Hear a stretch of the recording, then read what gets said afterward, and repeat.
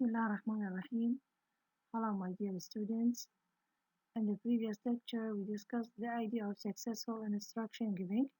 Today, we will discuss the same idea with a special reference to points that you have to take into consideration as a student's teacher and that you might think about during your presentation of lessons, which are supposed to be evaluated by the scientific and educational supervisors who are supposed to evaluate your lessons. That's why we will discuss these points, and I hope that this will be useful for you. First, plan your instructions. Planning the instructions means that you know what you want your students to do exactly and how you want them to do it. So you have to prepare everything previously before you start the lesson, in addition to planning your lesson in a very good way. Number two, when you put the plan, try to review the plan and make changes whenever necessary, or when you feel that certain points are not successful, you can change and edit your plan. Another important point that you should say only what you have to say. Don't say any statement if it is not important for students' understanding of the activity and how the activity should be applied. 4. Use simplified language. When giving the students instruction, you have to use simplified language, especially during the application period, because you are required to conduct most of the lesson or all the lesson in the target language. And sometimes you feel that your students are not good enough, or they do not have good knowledge of English to understand you. That's why you have to use simplified language appropriate to the level of your students so that they can understand you when you give them instructions in English. At the same time, you should not oversimplify for the level. The way or the language used should be appropriate to your students' level. For example, when teaching at the intermediate level is different from teaching at the preparatory level, and the language used is different. The teacher has to use a level of language which will be understood by the students in the class. This doesn't mean speaking at unnaturally slow pace or raising your voice. You should not do this. You should only simplify the language that you are using. If students has a poor level of English, this doesn't mean they lack intelligence. Keep in mind that they can learn, even if they don't know at the beginning. When you use English in the interaction with your students, you can teach them the important words which are used regularly during everyday interaction so that they can learn. At the same time, you should never give them the impression that you think that they are not intelligent. Never give that impression to them. Instead, simplify the language being used. The only idea that you have to do is to simplify the language, to use simple words. If you are getting blank faces, it probably means that they are not understanding, so adjust your language as you speak if necessary. Here we are talking about giving instructions. When you explain the activity to the students and what you want them to do, you have to look at their facial expressions, and according to this, you can understand if they understand you or not. If you feel that they are not understanding, you can adjust your language. and you can make certain changes in your language. Sometimes all the students cannot understand what you want them to do, and sometimes individual students. When giving instructions, make sure the students are looking at you and listening to you. Why? We mentioned that before we start giving instruction, we have to make sure that the students are paying attention to what we are saying in order to be able to know the right way of conducting a particular activity. So that you have to make sure that they are looking at you and listening to you. We also mentioned that the teacher is supposed to stand front and center and keep still. This idea is especially important for you as student teachers because during my visits to a number of students in the department, I have noticed that some of them are not standing in the appropriate place. They try to move all the time while conducting or implementing the activities. Sometimes they keep standing near one student and looking at this student only, and sometimes they move too much during giving instructions. So, this should be taken into consideration. You have to know that your place, the correct place of the teacher during explanation, and especially during teacher to students work, when the teacher is directing the students or talking to the students, should be front and center, and the teacher should keep still. So don't move too much during the explanation of a particular activity. Maintain eye contact. We mentioned that this is very important in order to know, for example, if the students can understand what you want them to do or not, if the students have any problem, if the students are understanding the content of the material being explained, and so on. Item number 9 is also important for you as a student's teacher in the application period. We mentioned that you know that you have to use the English language during your explanation of the material. Sometimes you try to speak in English for a long time, or and you try to say two, three, or four sentences in English continuously, expecting the students to understand you. Of course, this should not be done like this. You should break up the instructions so that the students can understand you. For example, you can say, do questions 1 to 5, and then say if the sentences are true or false. Give reasons for your answers. Or you can say, work together, you have 5 minutes, go. In this case, the students can understand exactly what you want them to do.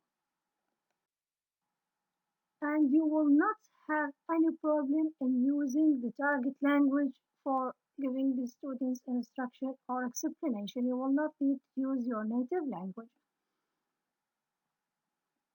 Only give instructions for what they have to do that time, not later. So don't say now we will read the text and later on we will read comprehension questions and answer comprehension questions. You will work together in asking and answering questions. Don't do this. Now listen to me. After listening to you, tell them about the next step that should be conducted in order to make them, number one, understand what you want them to do, and at the same time the students will forget. And after, when you say we will do so and so after reading the text, they might forget what you have said before reading the text.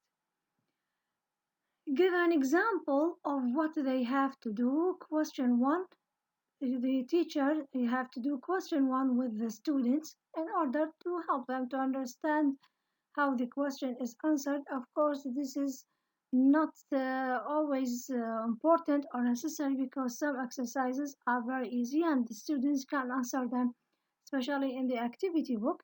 The students can understand them and answer them easily, but sometimes we have certain exercises which are difficult. You have to answer the first item with the students and help them to understand how to answer. Once your instructions are over, tell the students to begin. Then check everyone is doing the activity correctly and deal with individual problems.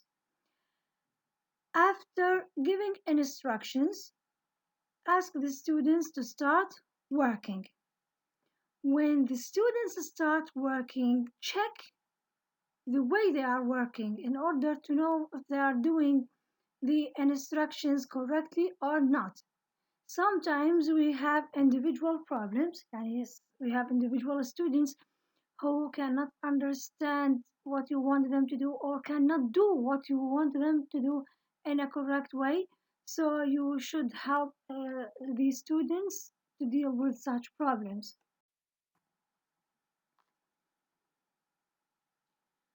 If one person says, I don't understand, help that person individually.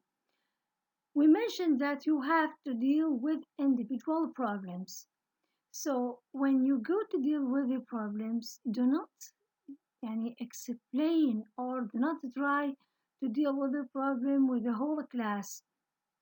Try to deal with the problem with the individual students only. Don't hold up the rest of the class. When giving instruction, you should know that you have the authority in the class. So the way you give instruction is not as if you invite them to do any idea, but you should tell them to do it and tell them politely to do what you want them to do. For example, we don't say, would you like to stand up? Or instead, it's better to say, stand up, please. Of course, this is not about the idea of standing up. This is related for reading, for example. Instead of saying who would like to read, we can say now, for example, the name of any one of the students. Start reading, please. In this case, you are telling them to do the activity in a polite way. Students expect the teacher to be polite but direct in his or her language. They need to be told clearly what they have to do and how you want them to do it. Don't be afraid to do this. In this case, you should know that you are the authority and you have to direct the students. You are actually giving instructions and direct students implementation of these instructions. It's of course very important to use gestures, especially if you want to use English.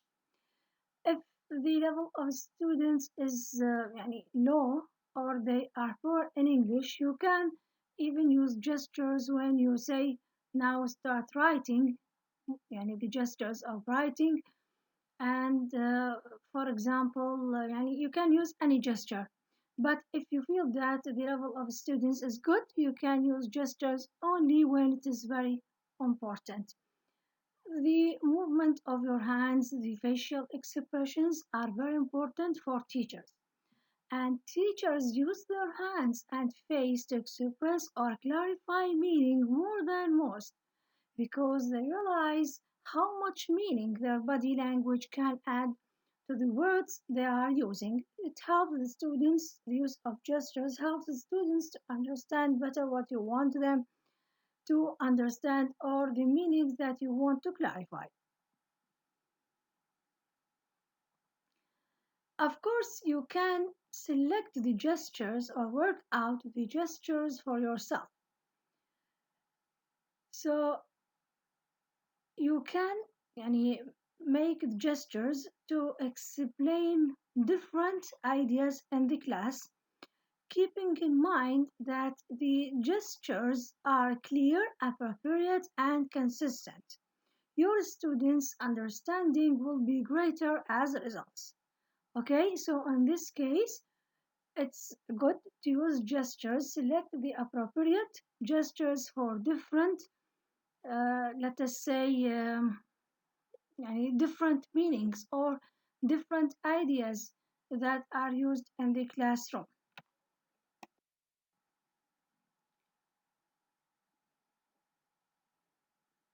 Sometimes you try to give the students an introduction about the activity, so during this instruction, don't tell them that they are going to find the activity boring or difficult or interesting or easy.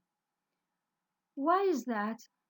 Because the students will be distracted. They will direct their attention towards discovering if your impression about the activity is correct or incorrect. They will have different points of view. So let the students discover the activity or the way they think the activity is by themselves.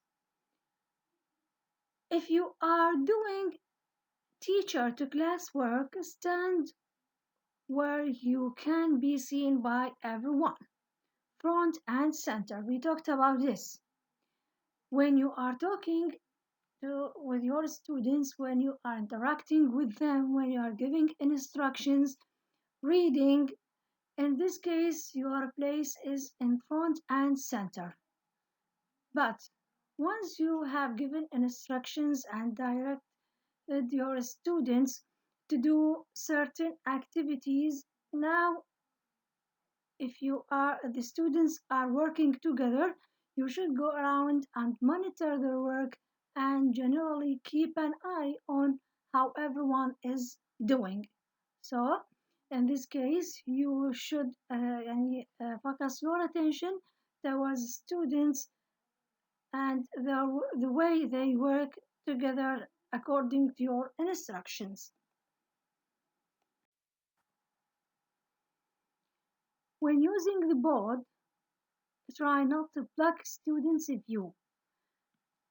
Stand to one side so they can see what you are writing. This is not important for the students only, but it is important for you as a teacher.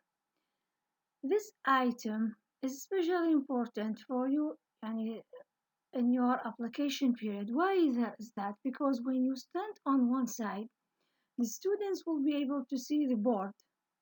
When they can see the board, they will focus their attention towards what you are writing. But if they cannot see the board and at the same time feel that you cannot see them, they will start, number one, they will not think about an activity, so they will start talking with each other and trying to be distracting to distract each other.